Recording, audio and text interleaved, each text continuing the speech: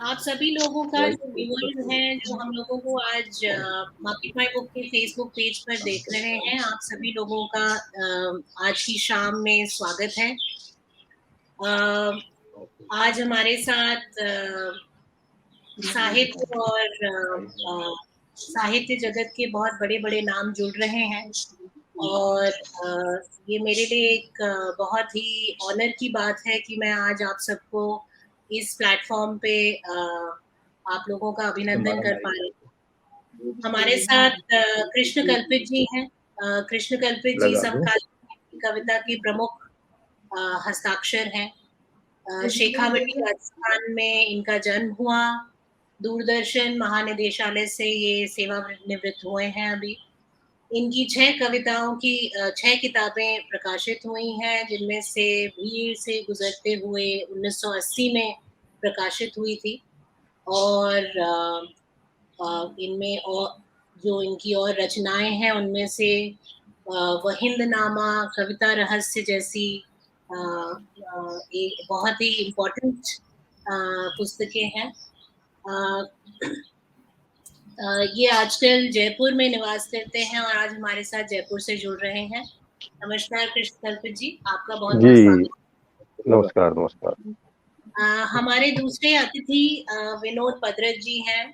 विनोद पदरत जी हिंदी के एक महत्वपूर्ण कवि हैं। सवाई माधोपुर के निवासी हैं। इनकी 5 कविता संग्रह प्रकाशित हुए हैं, जिनमें से कोई तो रंग है, अभिमन्यु, आवाज़, अलग-अलग रचनाएँ हैं। विनोद जी, आपका बहुत-बहुत स्वागत है आज। अ, जी, नमस्कार। नमस्कार। हमारे अगले अतिथि अरुण देव जी हैं। अरुण देव हिंदी वेब साहित्यिक पत्रिका समलोचन के संपादक हैं। एक महत्वपूर्ण कवि हैं।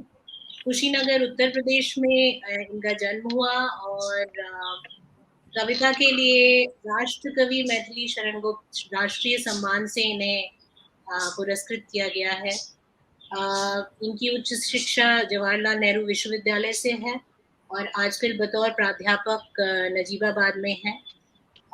इनके 3 कविता संग्रह प्रकाशित हो चुके हैं, जिनमें से क्या तो समय 2003 में प्रकाशित हुआ था और सबसे हाल फिलहाल 2020 में उत्तर पैगंबर इनकी कविता का संग्रह है।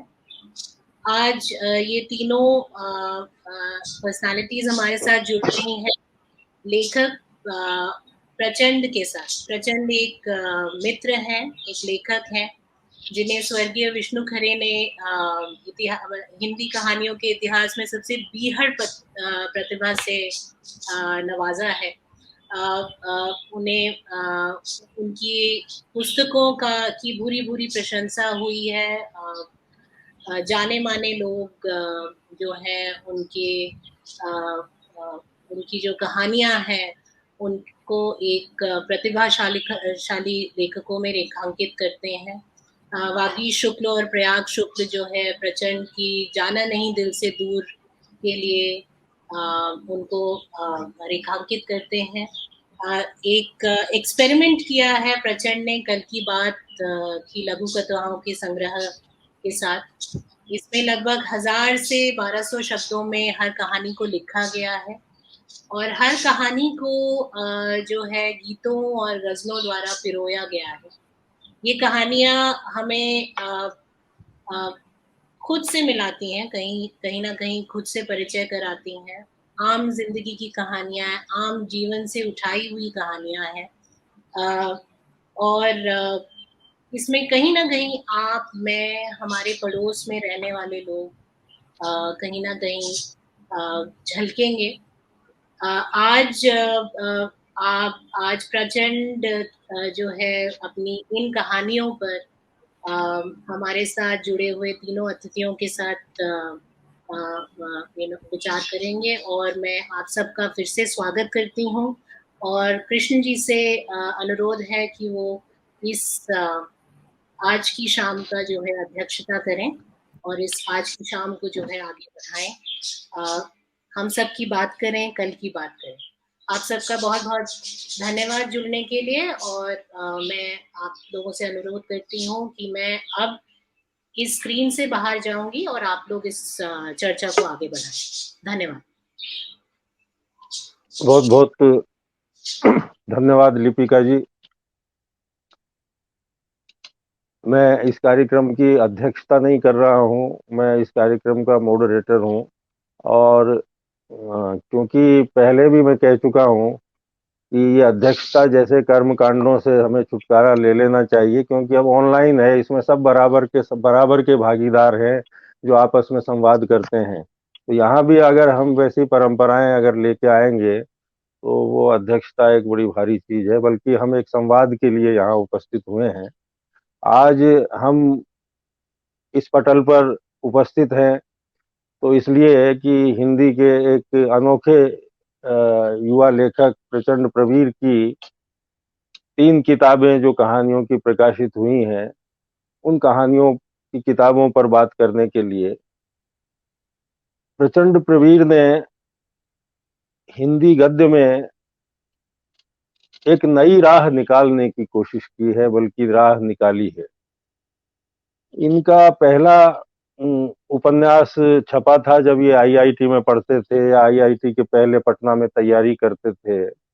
अल्पाहारी गृह त्यागी, ये इस शताब्दी के पहले दशक में 7 या 8 में छपा होगा और उसी समय कहीं हार्पर कॉलिंस या कहीं से छपा था, ये मुझे ध्यान नहीं है।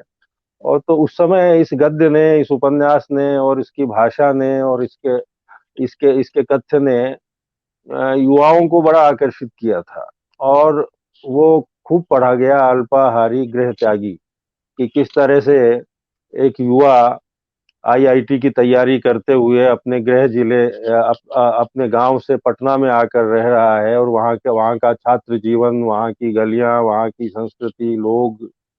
लेकिन उसमें भी बात ये है कि प्रचंड प्रवीर का जो कहानियां और गद्य का जो नैरेटिव है, नरेशन है, वो इसलिए भिन्न है कि बाकी के लेखक, बाकी के जितने भी लेखक कथाकार जिस डिस्क्रिप्शन को, जिस विवरण को बेकार मान के छोड़ देते हैं कि ये कहानी के उपयोग का नहीं है, बल्कि चमकीले चमकीले विवरण वो रखते हैं और बाकी के भुला दिए जाते हैं।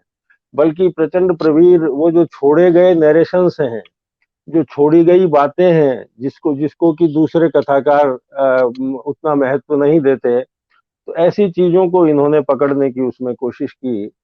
और उसी समय के आसपास जब मैं दिल्ली में था, प्रचंड प्रवीर मेरे संपर्क में आए, तो मैंने देखा कि ये ऐसे युवा लेखक हैं, गंभीर युवा लेखक, जो कि जो कि एक जो आज आज आजकल की जो ये लोकप्रिय धाराएं हैं, इसमें बह नहीं जाना चाहते, बल्कि कुछ ऐसा करना चाहते हैं जो अनूठा हो, अलग हो, कुछ ऐसा हो।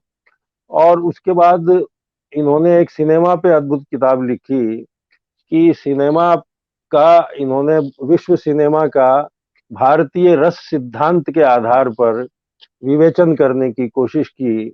और ये अपने आप में एक अनूठी बात है, अनूठी भी है और मौलिक भी। मौलिक इसलिए कि दुनिया में जो भी आलोचना आज अस्तित्व में है, वह चाहे साहित्य की आलोचना हो, चाहे किसी की भी हो, चाहे सिनेमा की हो, चाहे पेंटिंग की हो, वो मूलतः दरअसल काव्य शास्त्रों पर या पोएटिक्स पर या कविता की आलोचना ही आगे बढ़ करके एक दूसरे कला रूपों की आलोचना में भी खुद को वो किया। तो इस तरह से वो किताब इन्होंने लिखी और बड़ी दिलचस्प किताब है। और एक जो पहलू मुझे आकर्षित किया प्रचंड प्रवीर का, कि हमारी जो युवा पीढ़ी है, वह हमारे जो प्राचीन, हमारा जो भारतीय वांग्मय है, उसको शायद हेय दृष्टि से देखती है या उसको प्रॉब्लमेटिक टेक्स्ट मानती है, जैसे कि कुछ नारीवादी मानते हैं, या किसी भी विमर्श के चश्मे से हम हमारे क्लासिक ग्रंथों को देखेंगे तो वो हमें प्रॉब्लमेटिक नजर आएंगे, उसमें समस्याएं नजर आएंगी, नारी के एंगल से, इसके एंगल से, उसके उस कोण से। लेकिन मैंने प्रचंड को पाया कि इनकी दिलचस्पी हमारे जितनी आज के ज्ञान विज्ञान और साहित्य या दुनिया से है, उतनी ही इनकी गहरी रुचि जो हमारे हमारे जो प्राचीन वांग्मय, संस्कृत वांग्मय, बौद्ध साहित्य और दूसरा जितना भी साहित्य है जिस पे कि हमारी पूरी मेधा खड़ी हुई है, उसके पास ये बड़े जतन से जाते हैं और और प्यार से जाते हैं, सिर झुका के जाते हैं और उसको नया करने की कोशिश करते हैं। तो कहना चाहिए कि एक एक एक परंपरा को गहराई से जानते हुए जानने की कोशिश करना, वो अल्पाहारी गृह त्यागी में भी हमें बहुत जगह बहुत बहुत जगह उपनिषदों के या दूसरे ग्रंथों के, वेदों के या दूसरे जितने भी हमारे जो ग्रंथ हैं, उनके संदर्भ आपको मिलेंगे और उन संदर्भों को ये अपने अपनी मेधा से उसको नया करने की कोशिश करते हैं। तो वो सिनेमा पे इनकी किताब आई, जिसको जिसको कि विष्णु खरे ने भी बड़ा महत्वपूर्ण किताब सिनेमा पे मांगी, और विष्णु खरे इनकी कथा मेधा पे यूं ही फिदा नहीं थे। यही कारण था कि उसके बाद एक और कहानी संग्रह इनका आया, और एक अंग्रेजी में भी शायद उपन्यास या कहानी संग्रह भूतनाथ रिटर्न्स इन्होंने लिखा। और अब और 2 वर्ष पहले, और इनके इनकी किताबों के शीर्षक भी बताएंगे कि ये क्यों समकालीन लेखन की दुनिया से अलग दिखाई पड़ते हैं या अलग होना चाहते हैं या कोई नई राह निकालना चाहते हैं। तो 2 कथा संग्रह आए थे, दक्षिणायन और उत्तरायण। तो देखिए कि वो भी 2 किताबें थी, दक्षिणायन और उत्तरायण। तो ये हमारे ज्योतिष और राशियों के आधार पर, तो उसके अध्ययन पे वो शीर्षक इन्होंने रखे। अब जो इनकी जो ट्रिलॉजी आई है, जो त्रयी आई है, वो कल की बात, ये 3 किताबें हैं इनकी, ये 3 किताबें आई हैं, तो इनको तो साफ साफ तौर पर मैं त्रयी कह सकता हूँ।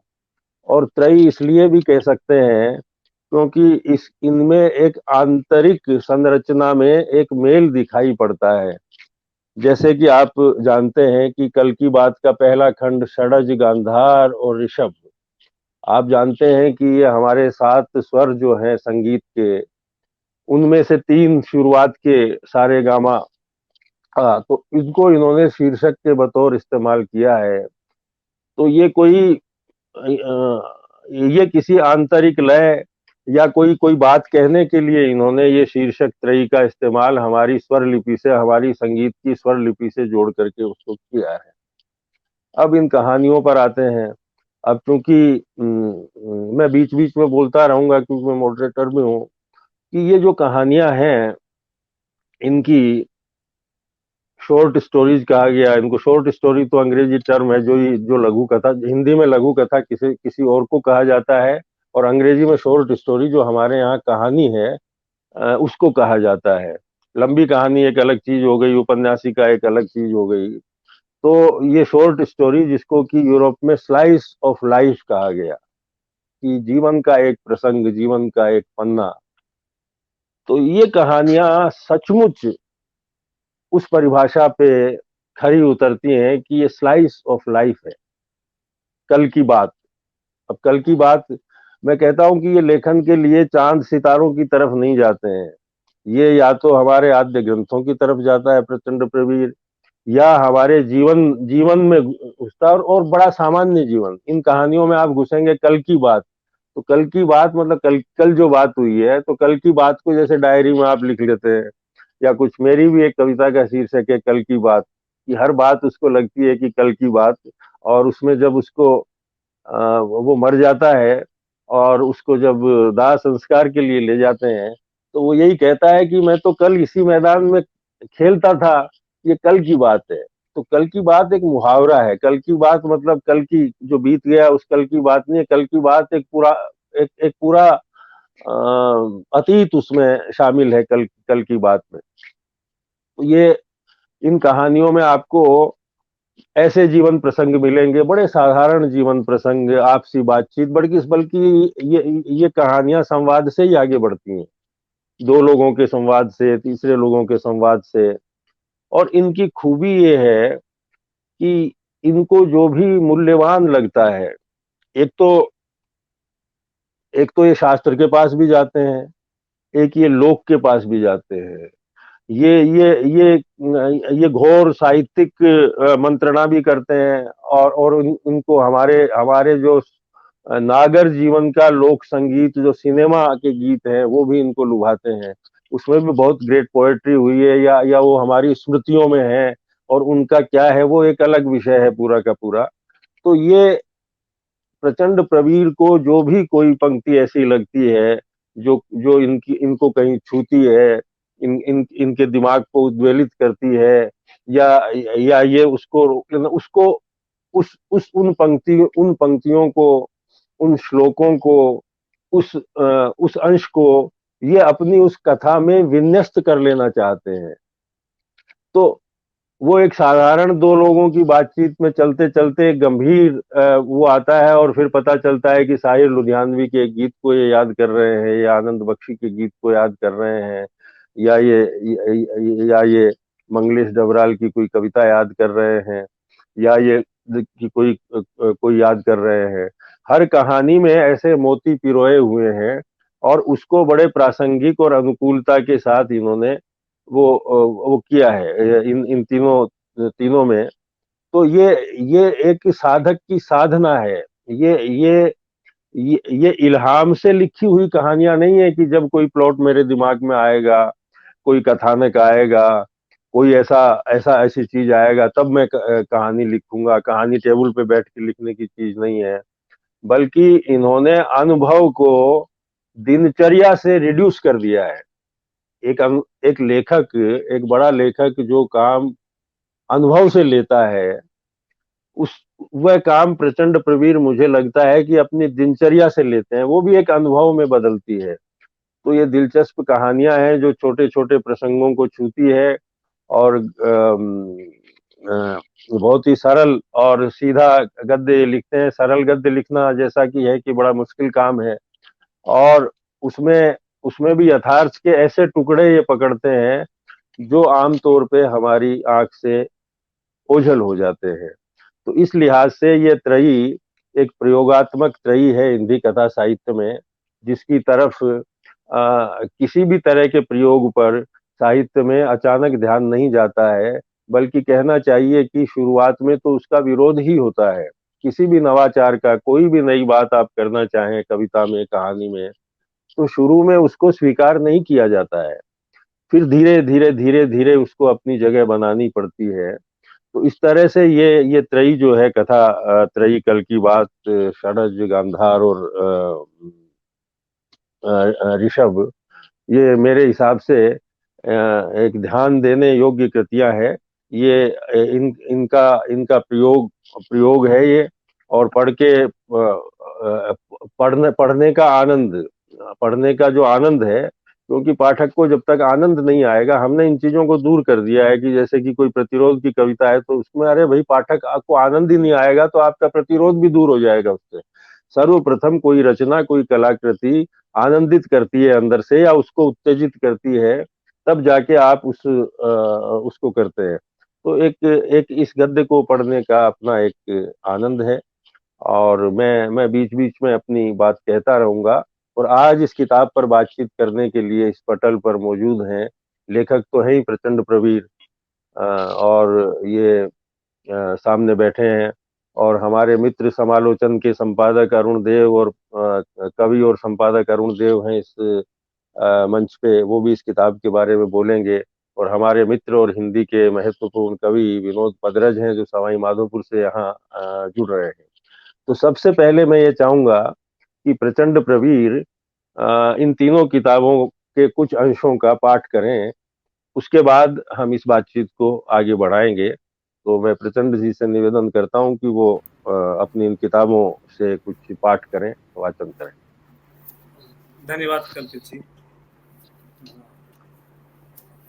विनोद जी के सुझाव पर मैं एक छोटी सी कहानी पढ़ देता हूँ, ज़्यादा समय नहीं लगेगा अंश पढ़ने में, बहुत ही छोटी सी कहानी है। कहानी का शीर्षक है वो चली देखो प्यार की गली। ये कल की बात 22। कल की बात है, जैसे ही ऑफिस से निकलने को हुआ, प्रकाश का फ़ोन आ गया। हेलो बे, कैसा है बे? प्रकाश की सदाबहार खिलखिलाती आवाज़ आई। मैंने जवाब दिया, हाँ बे, मस्त हूँ बे। तू कैसा है अमेरिका में बे? कब आ रहा है? ऐसे कैसे फ़ोन किया बे? तेरी याद आ रही थी वे, तो मैंने सोचा कि तुझे फ़ोन कर दूँ। हे हे। प्रकाश एक नंबर का हंसोड़ इंसान है। मैंने कहा, मुझे काहे याद करता है बे, भाभी को याद कर। कितनी बार बोला तुझे कि साली से मिला दे, तूने तो भाभी पटा ली, अब मेरा कल्याण कर बे।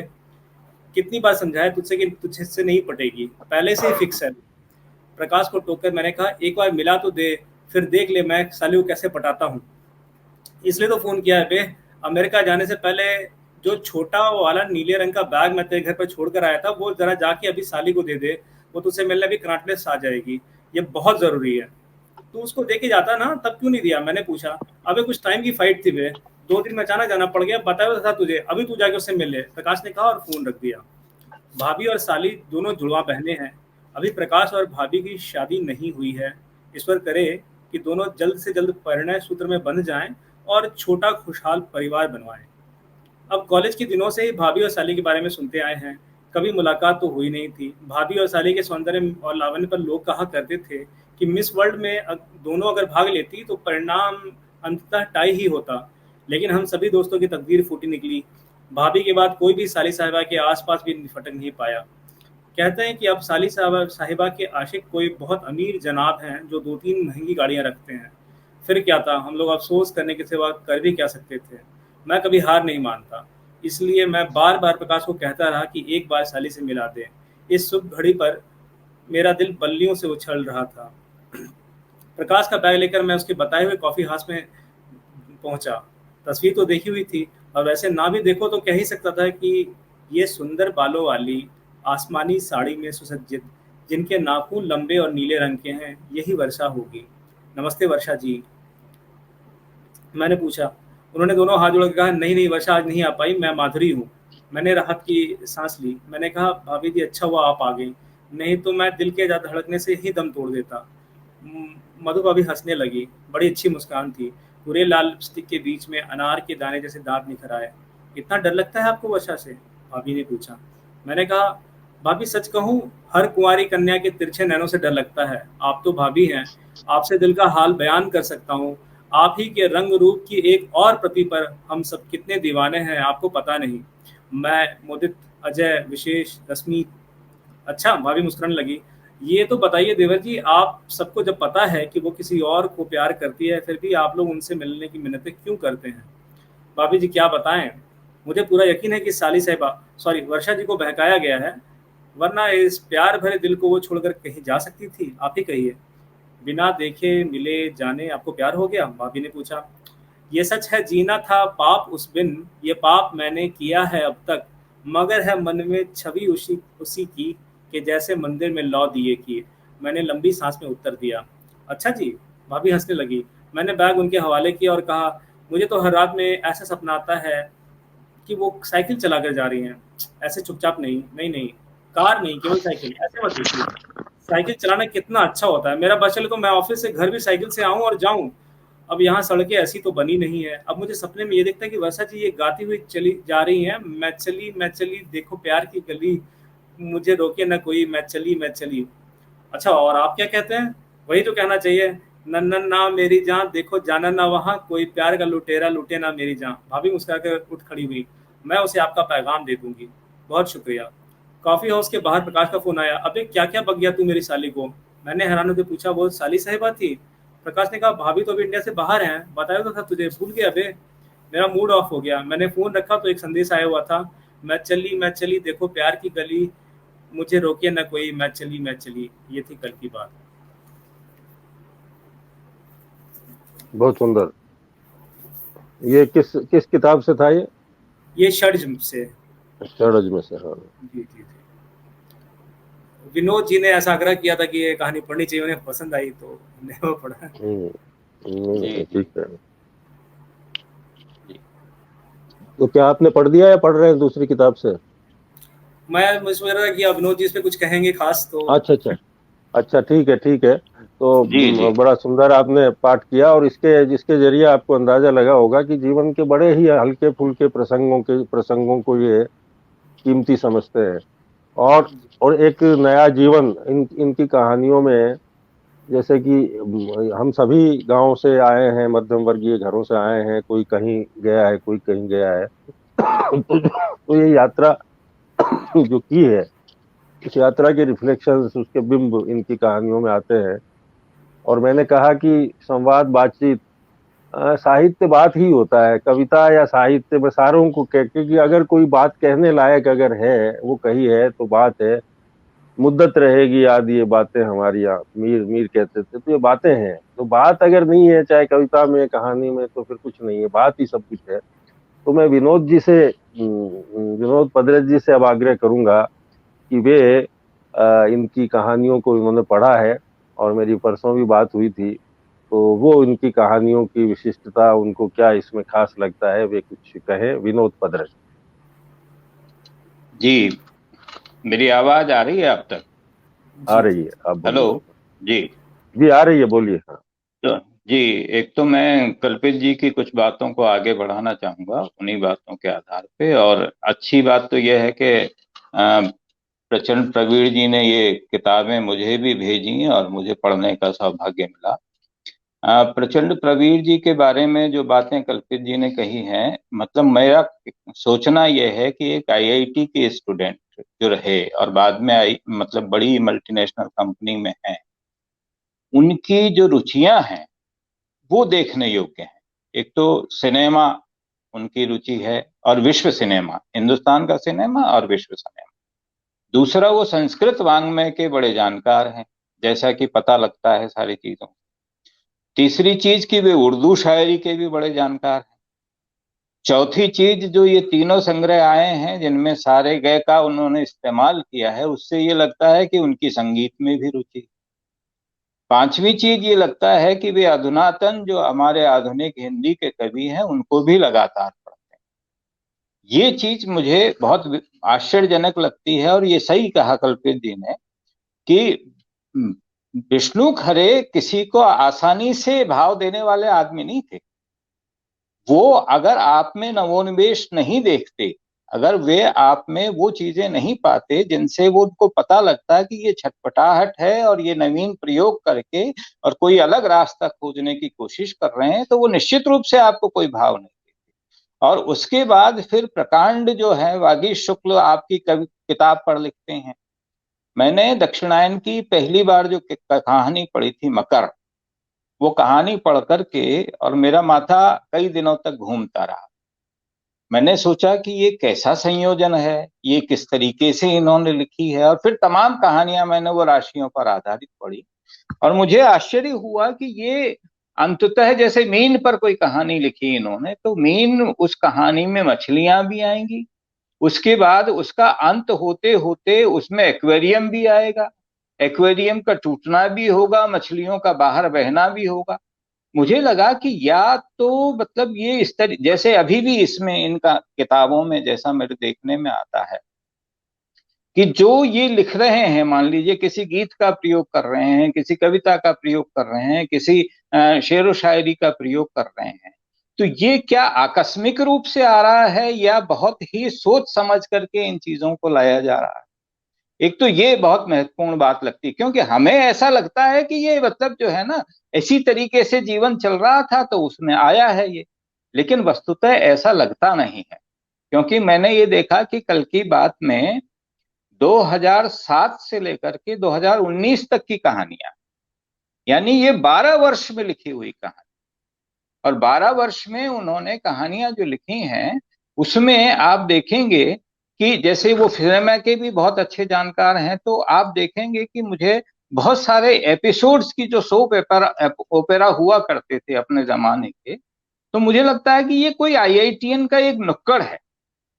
उस तरह की चीजें चल रही हैं कि एक आईआईटी का आदमी है और वो घर जाता है तो वहां पर उसको लिटिल मरमेड मिलती है, बैंग बैंग मिलती है, बिल मिलता है। बाहर निकलता है तो उसके साथी मिलते हैं, मेट्रो में कुछ और लोग मिलते हैं, उसके दोस्त मिलते हैं, भिन्न भिन्न प्रकार के चरित्र आते हैं, और वो जो एक कोलाज बनता है जिससे। और ये बिल्कुल सत्य बात है कि ये इसकी सबसे बड़ी जो खूबी है कि वो बहुत ही पठनीय कहानियां। हालांकि ये मैं पूछना चाहूंगा प्रचंड जी से कि उन्होंने दो तीन चीजें इसमें बताई हैं। एक तो ये बताई है कि भाई मतलब कहानी को ये विष्णु खरे के जरिए से कहा है कि भाई हमें सत्य का पीछा करना चाहिए, और आपने इन कहानियों के लिए कहा भी है कि इनमें मूलतः सत्य और धर्म की खोज है, धर्म यानी आचरण की खोज है। एक तो ये चीज बहुत दिलचस्प है। दूसरी चीज ये है कि आप किस सत्य की खोज कर रहे हैं इसके जरिए। मुझे तो ये वाइब्रेंट जीवन लगता है। मुझे बहुत आश्चर्यजनक बात लगी इसमें कि आपने ये भी कहा है इसमें कि भाई हिंदू पूरे विश्व में इतने स्त्रियां हैं, इतने पुरुष हैं और आधे आधे हैं, लेकिन स्त्रियां स्त्रियों के साथ रहती हैं, पुरुष पुरुष के साथ रहते हैं। लेकिन मेरे ख्याल से आपकी कहानी की सबसे बड़ी विशेषता जो मुझे लगी कि इसमें स्त्री और पुरुष का बराबर की भागीदारी, कैरेक्टर्स जितने भी आए हैं वो सारे के सारे उनमें स्त्रियों की अनिवार्य उपस्थिति है। और वो अनिवार्य उपस्थिति है, और एक व्यक्ति जो अनमैरिड है उसके देखने का क्या दृष्टिकोण हो सकता है वह भी बार बार उसमें रिफ्लेक्ट होता रहता है। वो सौंदर्य का उपासक है, वो उन गानों का उपासक है, तो वो उनका पीछा करते हुए उनका इस्तेमाल भी करता है। और दूसरी महत्वपूर्ण बात जो मुझे लगी कि इसमें बाल मनोविज्ञान पर बहुत अच्छी कहानी है। लिटिल मरमेड को लेकर के, बिलबिल को लेकर, वो बैंग बैंग को लेकर के जिस तरह से मुझे आश्चर्य होता था, हमने देखा कि जिस तरह का हमारा जीवन रहा है ये बालक बिल्कुल भिन्न है, बिल्कुल एब्रप्ट जो है ना वो प्रतिक्रिया देते हैं। और उनकी प्रतिक्रिया में जो कॉन्फिडेंस झलकता है, उनकी प्रतिक्रिया में जो जो मतलब यूं कहना चाहिए कि आधुनिक जिस तरह से अपब्रिंगिंग है उनकी, वो बहुत ही कमाल की चीजें आपने मतलब उसमें लिखी हैं। तो मुझे लगता है कि ये उस तरह की एपिसोड्स हैं जो एक आईआईटीएन का नुक्कड़ है जिस पर बहुत सारी आवाजाही है, लोग आ रहे हैं जा रहे हैं, और उसमें भाषा का सौंदर्य है, उसमें उर्दू का सौंदर्य है, उसमें हिंदी कविता का सौंदर्य है, उसमें उन फिल्मी गानों का सौंदर्य है जिनमें पोइट्री है। और वो सारे के सारे चाक्षुष बिंब भी उसमें साथ साथ आते हैं कि यदि एपिसोड्स बनाए जाएं तो उनके एपिसोड्स आप बना सकते हैं। हालांकि इसमें बहुत सारी जगह बहुत सारे करेक्टर्स ये कहते हैं कि आपकी कल की बात तो पिट गई कल वाली तो ऐसी कहानियां निश्चित रूप से, बहुत सारी जब कहानियां लिखी जाती हैं तो निश्चित रूप से ऐसी कहानियां भी उनमें होती हैं जो कि हम ये मान के चलते हैं कि भाई ये नहीं भी होती तो कोई बात नहीं थी। लेकिन कुछ कमाल की भी कहानियां इसमें मौजूद हैं, जैसे हथौड़ी वाली कहानी है। मुझे लगता है जैसे आपने मुंगेर के रहने वाले हैं तो बिहार को लेकर के भैया की शादी करके एक कहानी है इसमें, तो उसका जो आनंद है, उसको उसका पढ़ने का जो आनंद है, जिस तरीके से आपने उसको गढ़ा है वो मुझे बहुत ही दिलचस्प लगता है। और मुझे लगता है कि हमें बहुत ज्यादा चीजों की खोज करने के बजाय इस चीज पर ज्यादा ध्यान देना चाहिए कि एक व्यक्ति जो साइंस का आदमी है वह इतने सारे डिसिप्लिन्स में अपनी रुचि रखता है और हिंदी साहित्य में लगातार वो कुछ ऐसी रचने की कोशिश कर रहा है जो इससे पहले किसी भी तरीके से नहीं कहा गया।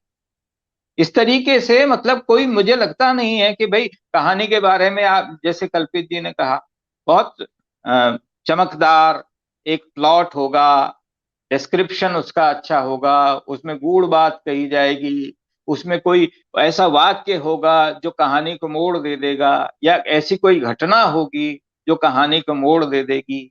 ऐसी चीजें आप देखेंगे जो पारंपरिक ढांचा है कहानी का वो इसमें नहीं है।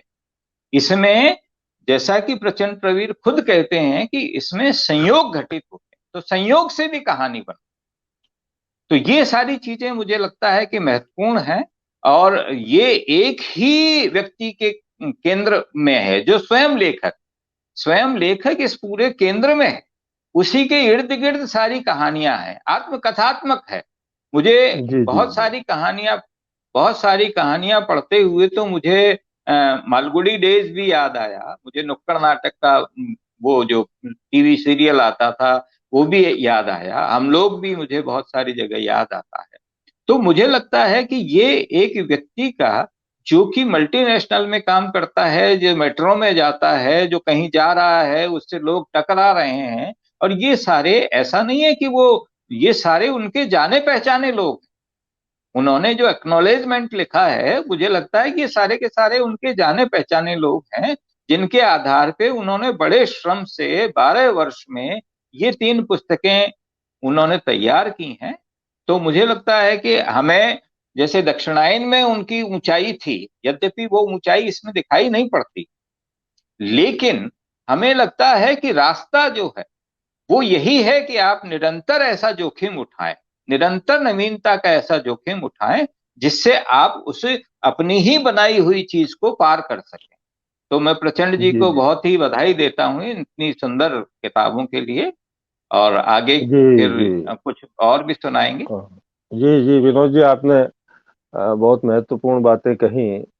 और आपने ठीक कहा कि पारंपरिक कहानी का ढांचा यहाँ पर नहीं है, और ये भी ठीक कहा कि इसमें काल्पनिक पात्र नहीं है, बल्कि सच्चे ही पात्र हैं। कुछ नाम बदल दिए हों तो बदल दिए हों इन्होंने।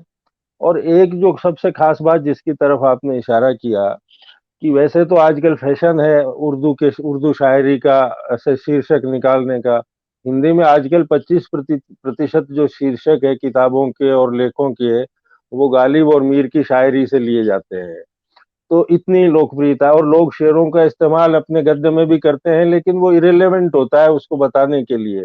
यहाँ यहाँ खास बात यह है कि जिस भी कविता को, जिस सिनेमा के गीत को, जिस काव्यांश को, जिस गद्य अंश को ये इस्तेमाल करते हैं, तो तो वो वहाँ अजनबी नहीं लगता, बल्कि उसको कथानक में ही शामिल किया जाता है, बल्कि उसको कथानक में बदल दिया जाता है। तो इस बदल दिया। तरह से वो अलग से नहीं चमकता वो शेर, बल्कि उस कथानक का ही एक भाग बन जाता है, उस डिस्क्रिप्शन का ही। तो ये भी खूबी है एक। और प्रचंड प्रवीर की कई महत्वपूर्ण कहानियां अरुण देव जी ने अपने बहुत ही जो लोकप्रिय समालोचन ब्लॉग है उसमें प्रकाशित किया है, और बहुत सारी कहानियां वहां भी पढ़ी मैंने। और अरुण देव जी भी शायद उनकी कहानियों के प्रशंसक होंगे। संपादक के रूप में तो उन्होंने बहुत प्रकाशित की, और बहुत अच्छी कहानियां। कई तो एकदम ही सच्चे पात्रों को लेके, कुछ लेखकों की कुछ विवादास्पद कहानियां भी इन्होंने लिखी है, वो भी दिलचस्प थी, अपनी बुनावट में बड़ी दिलचस्प थी वो। हालांकि मुक्तिबोध, गांधी और ये सब हमारे कथा संग्रह में उदय प्रकाश से लेके सबने इस्तेमाल किया है, लेकिन इन्होंने हमारे समकालीन लेखकों को पात्र बना के जो कहानियां लिखी हैं, वो भी पढ़ने में बड़ी दिलचस्प हैं। तो मैं अरुण देव जी से चाहूंगा कि वे कुछ कहें प्रचंड प्रवीर की इस त्रयी के बारे में। अरुण देव जी। कल्पित जी, बहुत बहुत धन्यवाद आपका कि आपने ये अवसर दिया। और आपको मैं सुन रहा था और विनोद जी को भी सुन रहा था, तो इनके इन तीनों संग्रहों पे बहुत अच्छी बातचीत हुई है और तमाम महत्वपूर्ण बातें आप लोगों ने कह दी हैं। कुछ बातें मैं भी कहने की कोशिश करूँगा। ये ठीक है कि प्रचंड प्रवीर से मेरा पुराना राब्ता है, एक संपादक और एक लेखक का। और शायद ये पहली हिंदी की पत्रिका है जिसमें वो छपे। इसका मुझे गर्व है। जब उनकी कहानियाँ और पत्रिकाओं से वापस लौटा दी जाती थी, और तो उनकी प्रारंभिक कहानियाँ, जो शुरुआती कहानियाँ हैं जो बाद में उत्तरायण और दक्षिणायन में छपी हैं, उसमें से अधिकतर कहानियाँ मैंने प्रकाशित की, उन्हें पसंद किया गया। और फिर बाद में धीरे धीरे लोगों का ध्यान गया, और जो और महत्वपूर्ण पत्रिकाएं हैं उनमें उनकी कहानियां आई। मुझे जहाँ तक स्मरण है, तद्भव में भी उनकी कहानियां आई हैं। इनकी कहानियों को लेकर मेरी आलोचकों से, जो खासकर कथा आलोचक हैं, उनसे भी बातचीत होती रही है। तो इनकी कहानियों का जो ढांचा है उसको लेकर थोड़ा एक विभ्रम की स्थिति आलोचकों में है, और वो ये समझ नहीं पाते हैं, बातचीत जब मैं उनसे करता हूँ, कि भाई इन्हें हम कैसे समझा जाए इसे, इन कहानियों को, क्योंकि इन्हें नई सदी के कथाकार के बतौर देखा जाए, लेकिन इसका जो पूरा कंटेंट है उसमें संस्कृत और तमाम ऐसी सारी चीज़ें हैं, और कथा की जो बुनावट है उसमें भी आप चंद्रकांता संतति और इस तरह की चीज़ों का एक मिलता है। तो ये एक बड़ा अजब सा एक मेल है कि भाई इन्हें हम समझे तो कैसे समझें। और ये एक मुझे लगता है कि जो आलोचक हैं उनकी ये समस्या है, ये आलोचक की ही समस्या है, जाहिर है लेखक की तो नहीं है। आलोचक को और गहरे उतरना चाहिए। तार सप्तक या सप्तक के जो 7 स्वर है उसमें से 3 पर तो इन्होंने ये तैयार कर दिया है। मैं उम्मीद करता हूँ कि 4 और इस कड़ी में आगे बढ़ेंगे और हमें 4 और जो है कल की बातें मिलेंगी, तब जाके ये सप्तक तैयार होगा। अच्छा, इसका जो समय है ये वही समय है जब प्रचंड प्रवीर अपने आप को कथाकार के रूप में देख रहे थे और हिंदी में लाने की कोशिश कर रहे थे। मैं देख रहा हूँ कि इनका पहला उपन्यास अल्पाहारी गृह त्यागी ये 2010 में प्रकाशित हुआ था और 2007 से इन्होंने ये कल की बात जो है वो लिखना शुरू किया।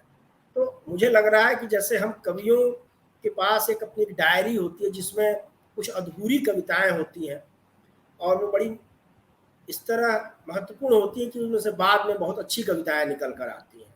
तो एक कबाड़ कह लीजिए या एक हमारा एक स्टोर रूम है ये, तो ये एक स्टोर रूम उनका है जिसको उन्होंने नुमाया कर दिया है, प्रकाशित कर दिया है। हालांकि ये भी एक अलग बात है, पहले के लेखकों का ये आदर्श रहता है कि अगर आपने 100 पन्ने लिखे हैं तो 1-2 पन्ने प्रकाशित करें, यानी जो आपका बेस्ट है, अच्छा है, उसे ही प्रकाशित करना चाहिए, सब नहीं प्रकाशित करना चाहिए। राजेंद्र यादव इस पर बड़ा जोर दिया करते थे कि जरूरी नहीं है कि जो सब कुछ लिख रहे हैं आप प्रकाशित ही कर दें, लेकिन प्रवीर अपना सब कुछ प्रकाशित करते हैं, करना चाहते हैं। तो ये एक मुझे लग रहा है कि एक अलग बात है जो इन्हें अपने समकालीन कथाकारों से अलग करती है। ये अपने छवि को लेकर बहुत ज़्यादा मतलब चिंतित नहीं है, बहुत ज़्यादा लेकर सतर्क नहीं है कि नहीं हमारी जो बेहतरीन चीज़ें आए वही आए। इन्होंने अपना जो स्टोर है उसे भी सामने रख दिया कि भाई इसमें भी हम इस तरह की चीज़ें लिख रहे हैं। अब इन्हें वैसे तो कहा गया है कि लघु कथा संग्रह, लेकिन मैं इन्हें कथा नहीं कहूँगा, मैं इन्हें हिंदी के जो पितामह हैं भारतेंदु हरिश्चंद्र, उनके शब्दों को उधार लेते हुए कुछ आप बीती कुछ जग बीती कहूँगा। और नामवर सिंह ने कभी कहा था कि असली जो भारतीय ढंग का उपन्यास है उसकी जड़ें ये जो कुछ आप बीती कुछ जग बीती लिखने की कोशिश की गई थी शुरुआती दौर में भारतेंदु युग में, उससे निकलती हैं।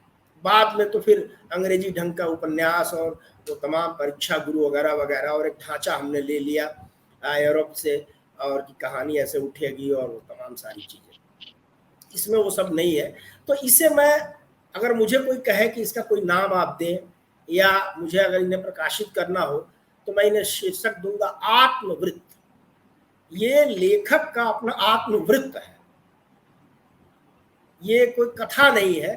कथा समझकर जो इसमें घुसेगा, एक आध जगह हो सकता है कि उसको मतलब संतोष मिले, लेकिन अधिकतर उसको निराशा ही होगी। तो कथा कह के इसे नहीं जाना चाहिए। कथा कह के अगर इसमें आप घुसेंगे तो आपको निराशा हाथ लगेगी। ये एक महानगर में रहने वाले नौकरी पेशा एक युवा की दैनंदिनी की तरह की कोई चीज है, आत्मवृत्त है, कुछ आप बीती और कुछ जग बीती। अब इसमें जो खास बात मुझे लगती है, हालांकि कल्पित जी ने और विनोद पदरत जी ने इस पर पर्याप्त उल्लेख ध्यान दिया है, इस पर ध्यान खींचा है, मैं अक्सर बड़ा चकित रहता हूं कि ये आदमी आईआईटी का स्टूडेंट है, दिल्ली महानगर में रह रहा है, नई सदी का एक युवक है, लेकिन इसका जो लेखन का ढांचा है, चाहे वो कहानियां हो, बड़ी जो कहानियां उत्तरायण और दक्षिणायन में आई हुई, उपन्यास इनके हों, या और इनका एक संग्रह आया था कहानियों का उसमें, या फिर इनमें जो आत्मवृत्त है उसमें पुराने कथाकारों की शैली का दर्शन होता है। मतलब आज की जो हमारी एक चुस्त शैली है या जिस तरह से हम नए कथाकार लिख रहे हैं, लंबी कहानियां लिखते हैं और उनका जो पूरा एक ढांचा होता है वो बिल्कुल एक अलग ढांचा होता है। उनके मुहावरे अलग हैं, उनकी शब्दावली अलग है। मुझे प्रचंड प्रवीर को पढ़ते हुए 6-7वें दशक की फिल्म, हिंदी फिल्मों की पता नहीं क्यों याद आने लगती है। ये मैं समझ नहीं पाता हूँ। और हालांकि इनके तमाम इन आत्मवृत्तांतों में उस दशक के फिल्मी गीतों का जिक्र भी है।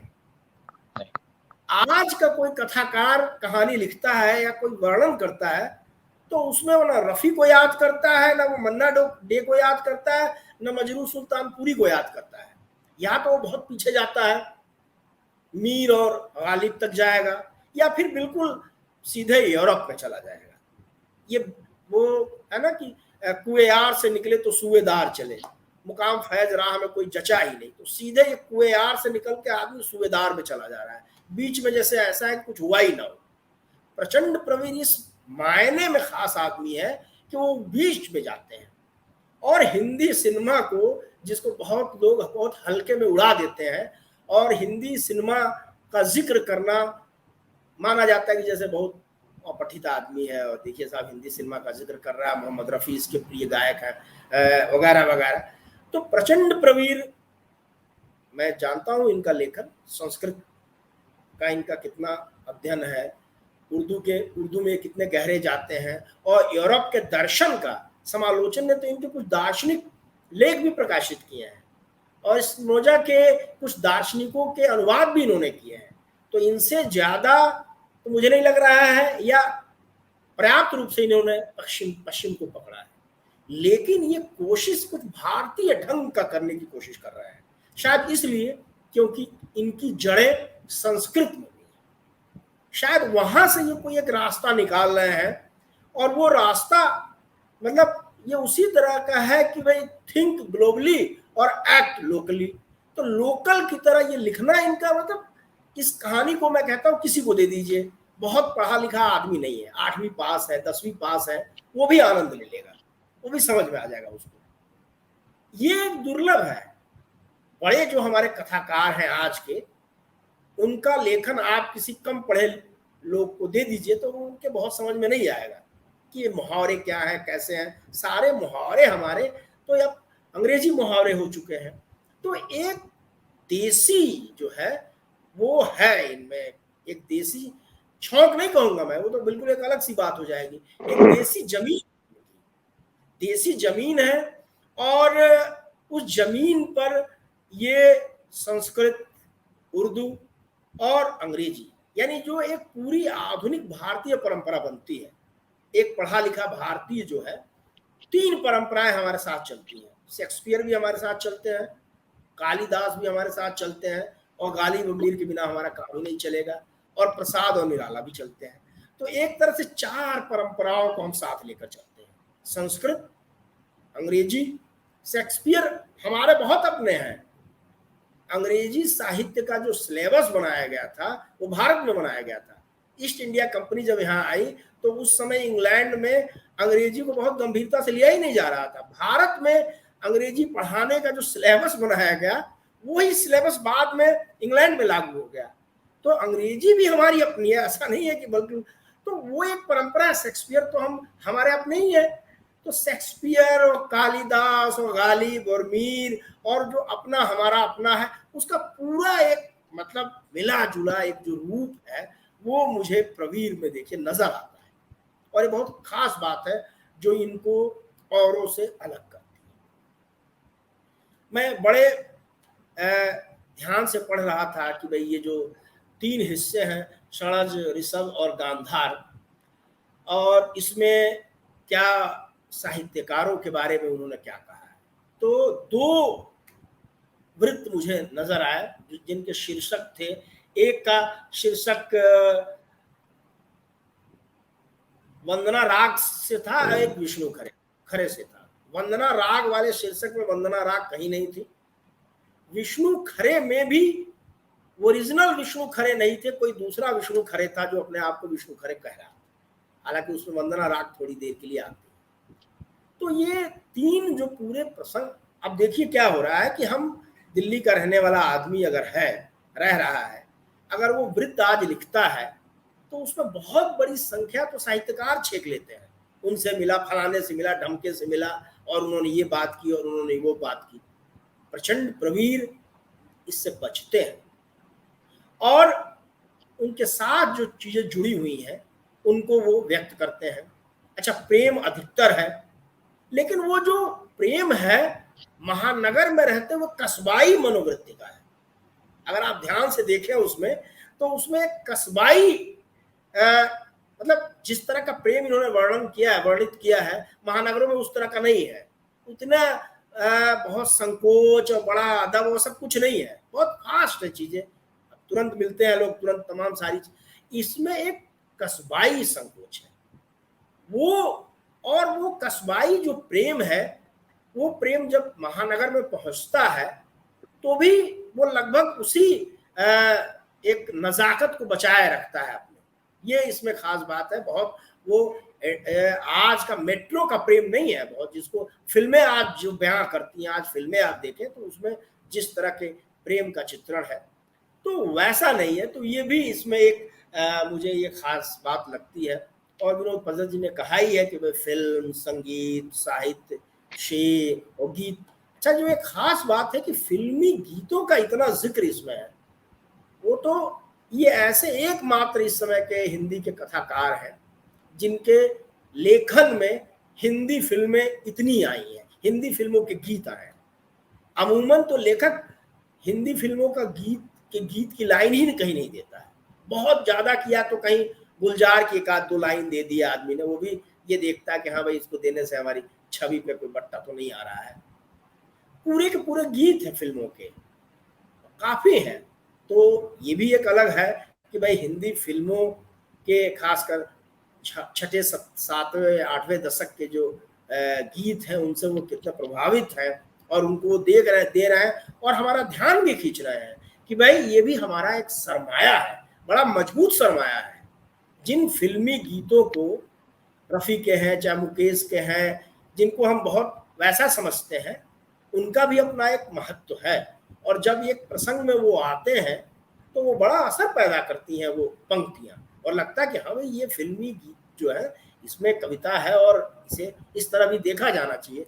तो एक ये रास्ता भी निकलता है कि भाई हम जो हमारी फिल्में, जो हमारा फिल्म लेखन है, जो गीत हैं खासकर, उनको भी हमें दोबारा से देखना चाहिए। तो ये इनमें कुछ चीज़ें हैं। और एक चीज़ और मैं कुछ कहना चाह रहा था, मेरे ध्यान से निकल गया। अब आगे और बातचीत में अगर मुझे वो सूझेगा। जी जी जी, अरुण देव जी ने बहुत ही महत्वपूर्ण इशारे किए अपने वक्तव्य में। पहली बात तो ये कि इसकी विधा पर बात की जाए तो ये जो दौर है, ये विधाओं के आपसी विधाएं अब टूट रही हैं विधाएं, और कथा कविता के नजदीक जा रही है। तो ये इन्होंने सही कहा कि इसको आत्मवृत्तांत कहना चाहिए, आप बीती जग बीती कहना चाहिए, या आत्मकथात्मक डायरी कहना चाहिए, तो एकदम ठीक है। और दूसरी बात ये है कि इनके गद्य को इसको कहना चाहिए कि ये एक हिंदी का जो एक तो जो नया चल रहा है कि नई वाली हिंदी, वो क्या है मुझे नहीं पता, वो कोई लोकप्रिय चीज है, लेकिन ये नई शैली का संधान है, नई हिंदी।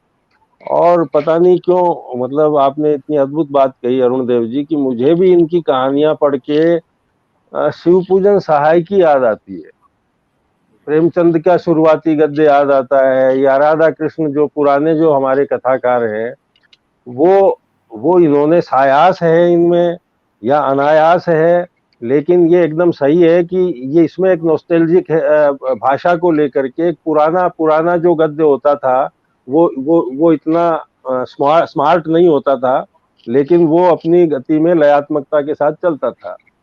और ये सही है कि प्रचंड प्रवीर महानगर दिल्ली में बरसों से रह रहे हैं, अब IITN हैं, लेकिन इनके भीतर एक कस्बाई जो मुंगेर, इनके भीतर हमेशा मुंगेर रहता है। एक दो यात्रा मैंने भी मुंगेर की थी, बड़ा अद्भुत शहर है जहाँ का चरनी घाट है। तो वो मुंगेर अभी तक तो निकला नहीं है प्रचंड प्रवीर के दिल से। तो उनकी सारा बिहेवियर, चाहे प्रेम का हो, चाहे बातचीत का हो, चाहे स्लैंग का हो, चाहे भाषा का हो, उसमें वो मुंगेर के दर्शन आपको हो ही जाते हैं। और ये तो कितनी अद्भुत बात कही कि ये इनको अपनी छवि की चिंता नहीं है। ये देखिए दो तरह की, इसमें बड़े खतरे छुपे हुए हैं इन वाक्यों में। ये अच्छी बात भी हो सकती है और बुरी बात भी हो सकती है। अगर मैं सायास रोक रहा हूँ कि फिल्मों के गीत नहीं आए, मेरी बौद्धिक छवि पर कोई फर्क नहीं पड़े कि मैं क्या किन फिल्मों की चर्चा कर रहा हूँ, और 7वें दशक 8वें दशक की फिल्मों की जब चर्चा कर रहे हैं आप, वो इसलिए इनमें दर्शन होते हैं कि इनके निर्माण का काल वही था जब ये किशोरावस्था में थे, तब ये फिल्में आती थी। तो वो जो उसका जो इम्प्रेशन है वो इन पर बड़े गहराई से इनमें वो होता है। और बहुत सारी बातें विनोद जी ने कही और अरुण देव जी ने कहा कि इसके खतरे भी हैं कि जो भी लिखो वो छपाया जाए और या उसको संपादित किया जाए, या ये भी कहा जाता है कि अपने लिखे हुए को आप रखिए और फिर दोबारा देखिए और फिर देखिए कि ये छपने लायक है कि नहीं। इसको भी मैं इसी बात को मैं आगे बढ़ाते हुए कह रहा हूँ कि शायद मुझे लगता है अरुण देव जी कि ये कोई भविष्य के किसी बड़े काम के लिए ये रास्ता बन रहा है। ये शायद कोई रास्ता बना रहे हैं।